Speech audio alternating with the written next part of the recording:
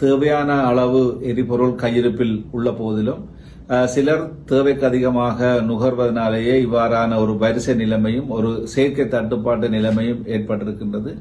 அந்த வகையிலே யாழ்ப்பாணம் மாவட்டத்திலே கடந்த 1ஆம் தேதி 1,71,600 லிட்டர் பெட்ரோலும், 2ஆம் தேதி 2,04,600 லிட்டர் பெட்ரோலும், 3ஆம் தேதி 1,91,400 லிட்டர் பெட்ரோலும் யாழ்ப்பாணம் மாவட்டத்தில் இருக்கின்ற 36 இலங்கை பெட்ரோலிய கூட்டுத்தாபனத்தினுடைய எரிபொருள் விற்பனை நிலையங்கள் மூலம் விநியோகிக்கப்பட்டிருக்கின்றது. ஆகவே இந்த பெருமளவான பெட்ரோல் விநியோகத்தின் மூலம் விற்பனையாக 293 மில்லியன் ரூபாய்க்கு இந்த பெட்ரோல் விநியோகம் மேற்கொள்ளப்பட்டிருக்கின்றது. இதேவேளை யாழ்ப்பாணம் மாவட்டத்திலே நாளைய தினம் இந்த பெட்ரோல் விநியோகத்தை சீராக மேற்கொள்வதற்காக இலங்கை பெட்ரோலிய கூட்டுத்தாபனத்தினுடைய தலைவர் அவர்களோடு இன்று தொலைபேசியிலே தொடர்பு கொண்டு கொலன்னாவிலிருந்து நேரடியாக எரிபொருள் விற்பனை நிலையங்களுக்கு எரிபொருளை வழங்குமாறு விடுக்கப்பட்ட கோரிக்கையை அவர் ஏற்றுக்கொண்டு நேரடியாகவே அதற்குரிய விநியோக நடவடிக்கைகளை மேற்கொள்வதாக உறுதியளித்திருக்கின்றார். அதேபோல காங்கேசந்துறையிலே அமைந்திருக்கின்ற களஞ்சியத்திலிருந்தும் பெட்ரோல் விநியோகத்தை மேற்கொள்வதற்கு வடபிராந்திய முகாமியாளரோடு தொடர்பு கொண்டு கேட்டபோது அவரும் அதற்குரிய பூர்ணமான ஏற்பாட்டை மேற்கொண்டிருக்கிறார். ஆகவே யாழ்ப்பாணம் மாவட்டத்தில் அமைந்திருக்கின்ற இலங்கை பெட்ரோலிய கூட்டுத்தாபனத்தினுடைய 36 எரிபொருள் விற்பனை நிலையங்களுக்கும் நாளைய தினம் பெட்ரோல் விநியோகிக்கப்பட இருக்கின்றது. ஆகவே இதன் மூலம் எங்களுடைய யாழ்ப்பாணம் மாவட்டத்திலே இந்த பெட்ரோல் விநியோகத்திற்குரிய ஒரு ஏதுநிலை, அதாவது அந்த பெட்ரோலை அனைவரும் பெற்றுக்கொள்ளக்கூடிய ஒரு நிலைமை ஏற்படும். ஆகவே மக்கள், பொதுமக்கள் அல்லது இதிலே பெற்றுக்கொள்பவர்கள் தேவையற்ற விதத்திலே இந்த அதிக அளவிலே பெட்ரோலை கொள்வன செய்வதன் மூலம் ஒரு செயற்கை தட்டுப்பாட்டு நிலைமையும் அதே வேளையிலே தேவையானவர்கள் பெற்றுக்கொள்ள முடியாத நிலைமையும் ஏற்பட்டிருக்கிறது. ஆகவே அனைவரும் உங்களுடைய பொறுப்பினை உணர்ந்து செயற்படுவதன் மூலம் இந்த செயற்கை தட்டுப்பாட்டு நிலைமையை தவிர்த்துக் கொள்ளலாம் என நம்புகின்றோம். ஆகவே இந்த விடயத்திலே அனைவரும் ஒத்துழைப்பு வழங்குமாறு கேட்டுக்கொள்வதோடு இதற்கு மேலதிகமாக யாழ்ப்பாணத்திலே அமைந்திருக்கின்ற 4 சினோபெக் நிறுவனங்கள் மூலமும் 5 IOC நிறுவனங்கள் மூலமும் 4 RM-PAC நிறுவனங்களின் மூலமும் எரிபொருள் விநியோகம் மேற்கொள்ளப்பட்டு வருகின்றது. ஆகவே அனைவரும் தங்களுடைய பொறுப்பை உணர்ந்து நிதானமாக செயற்படுவதன் மூலம் இந்த செயற்கை தட்டுப்பாட்டினை தவிர்த்துக் கொள்ளலாம் என நம்புகின்றோம். இன்று விவசாயிகள் மிகவும் கஷ்டத்துக்கு மத்தியிலே வாழ்ந்து கொண்டிருக்கிறார்கள். இந்த விவசாயிகளுடைய பெரும் பிரச்சனை ஒரு பக்கம் இருந்தாலும் கூட இன்று நான் நினைக்கின்றேன் அரசாங்கம் கொழும்பு மாவட்டத்துக்குள்ளே, கம்பா மாவட்டத்துக்குள்ளே எரிபொருள் தட்டுப்பாடு வராத வகையாக உங்களுடைய எரிபொருள் நிலையங்களுக்கு எரிபொருளை அனுப்பி கொண்டிருக்கிறீங்க. ஆனால் வடக்கு கிழக்குலையும் சரி, மலையத்திலையும் சரி, நான் அறிந்த வகையிலே இப்பவும் தேவையான எரிபொருள் எடுக்கிறதுலே சில இடங்களில் தட்டுப்பாடு இருக்கு. அரசாங்கம் பூலிகளிலேயோ இல்லாட்டி கேன்களிலேயோ எரிபொருள் வழங்க வேண்டாம் என்று சொன்னால் கௌரவ பிரதிசபாநாயகர் அவர்களே